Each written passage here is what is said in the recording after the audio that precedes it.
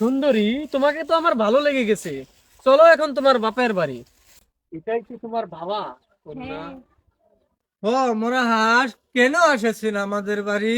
আমার কোনো অপরাধ হয়েছে না কি হয়েছে মহারাজ? না না না, তোমার কোনো অপরাধ নেই। অপরাধ করেছি আমি। তোমার মেয়েকে আমি বিয়ে করতে চাই, এখন তুমি কি বলো? না না না মহারাজ, আপনি যে প্রস্তাবটা নিয়েছেন সে প্রস্তাব আমি গ্রহণ করতে পারছি না। কি বললেন আপনি কিসের জন্য প্রস্তাবটা গ্রহণ করতে পারছেন না? না মহারাজ, আমার মেয়েকে অন্য জায়গায় বিয়ে দেওয়া হয়েছে। কার সাথে বিয়ে দিয়েছো? আমার অনুমতি ছাড়া আমার রাজ্যে তুমি বিয়ে দিয়ে দিয়েছো। মহারাজ, আমার ভুল ক্ষমা করবেন। আমি আমার মেয়েকে বিয়ে দিয়ে দিচ্ছি সাদাহানের সাথে। না না না, এ হতে পারে না। তোমার বাবা যা বলছে এ কি সত্য? সত্যি। চলো তাহলে আমার বাড়ি। সেনাপক্ষী, আদেশ করুন মহারাজ। কারাগারে নিক্ষেপ করা শারজাহান লুচ্চা কোথায়? নিয়ে আসো আমার সামনে।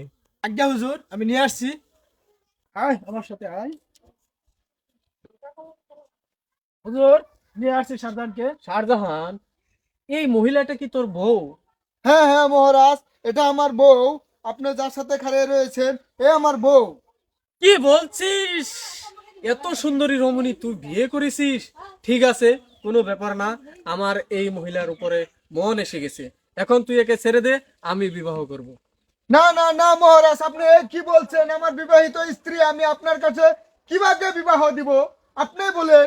আমি এত কথা জানি না, তুই কিভাবে করবি সেটা তোর ব্যাপার। সেনাপক্ষী, আদেশ করুন মহারাজ। শাহজাহানকে বোঝাও। শুন, হুজুরে যেটা বলছে সেটা মানতে হয়ে যা। ঠিক আছে, ঠিক আছে মহারাজ, আমি আপনার কথাতে একমত হয়েছি।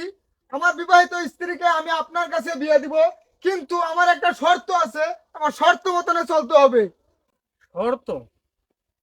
ঠিক আছে, শর্তগুলা বল আগে। ঠিক আছে, আপনি যদি আমার শর্ত গ্রহণ করে নিয়েছেন, আপনার 1 বছরের জন্য বাণিজ্য যেতে হবে। আর আপনার এই স্বপ্নের রাজমহল আমি পরিচালনা করব। পরলাশ, আপনি কি রাজি আছেন?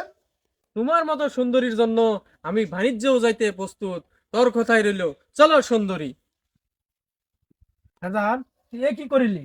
তোর বিবাহিত বউকে মরাল হাঁসের সাথে দিয়ে দিলি। না না না, তোমার বুঝার অল্প ভুল হয়েছে, সেই জন্য তুমি আমাকে উল্টাপাল্টা বলছো। আমি তোমাকে বুঝিয়ে বললে তুমি বুঝতে পারবা। তুমি বুঝতে পারছো না, তুমি দেখতে দেখো আমি কি করছি।